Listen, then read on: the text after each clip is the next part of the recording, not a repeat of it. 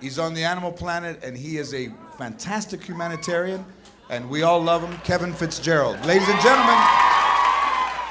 Being a veterinarian, I like to read the classified ads about animals. If you read classified ads, you can tell that Americans can't spell, do grammar, punctuation, anything with the English language anymore. So I think the Denver Post has said, free to good home, pit bull, will eat anything, loves children.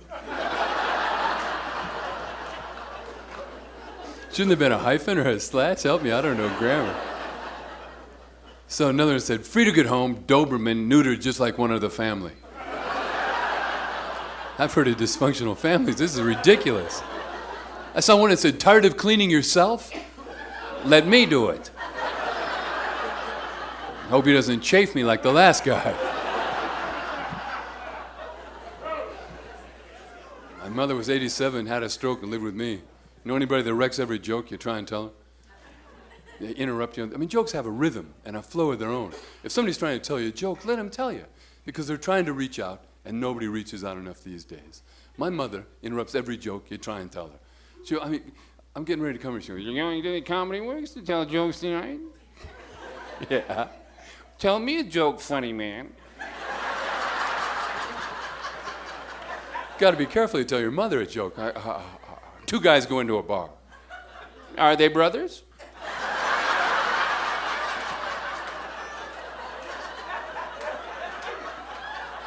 Well, they could be.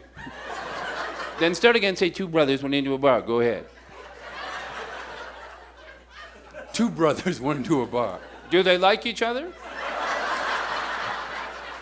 Now you don't even know who's in the bar. It's her joke. But you can't write funnier things than happen with your work or your job or your family. Being a veterinarian, there's stuff that happens. The other day, this woman came into the practice. She had this little puppy. She's worried the puppy had been poisoned. She goes, my puppy's been poisoned. Quick, quick, someone give me an anecdote.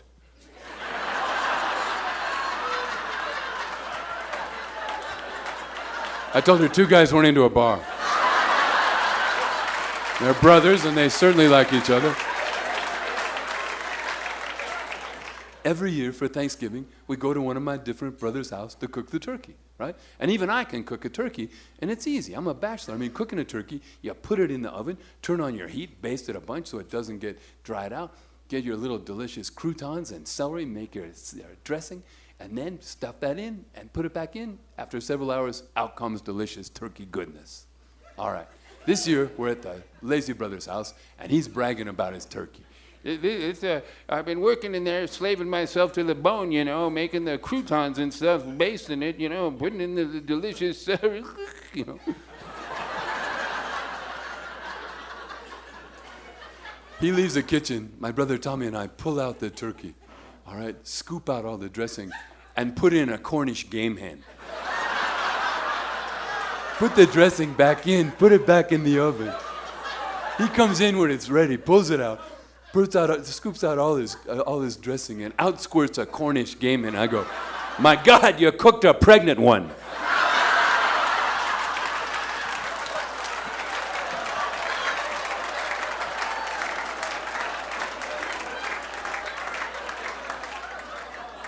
Being veterinarians, we're not supposed to be afraid of any animal. But I'm afraid of spiders because they creep you out the way they move. They got hair and saliva. That's wrong. A bug shouldn't have hair on it. And now the pet stores are selling big spiders, selling big hobo spiders and wolf spiders, or selling big tarantulas. This guy came to our practice with this plastic shoebox. This giant spider goes, be really careful. He got out a year ago. He bit my room in the face and he had to have his head drained. I was like, get a phone book. But that's not a practice builder dropping a phone book on your patient. Even I can tell you that. So I just read this book by the Dalai Lama, and we got to be nice to each other, it turns out. And so I asked the guy, well, sir, what's wrong with him? He goes, well, he's just not himself. Not his perky spider self. He called in late for work. No, he hasn't eaten in several weeks, and yesterday his leg fell off. I was trying to think of something learned to tell this guy, you know, and get him out of there. I said, you know, it's been my experience, when the leg comes off, they're obviously ill. Sounded good, right? I remember that the Museum of Natural History in City Park has old Dr. Licht. I said, go see Dr. Licht, he's going to help you. Guy leaves about an hour later. The phone rings, it's Licht. He goes, Dr. Fitzgerald, Dr. Licht. I go, hey. He goes, did you send Mr. Montgomery over here with this big-ass spider? Yeah. Did you tell him, in your opinion, when the leg came off, they're obviously ill? If you were taking time to examine him, you'd seen he's in fact dead.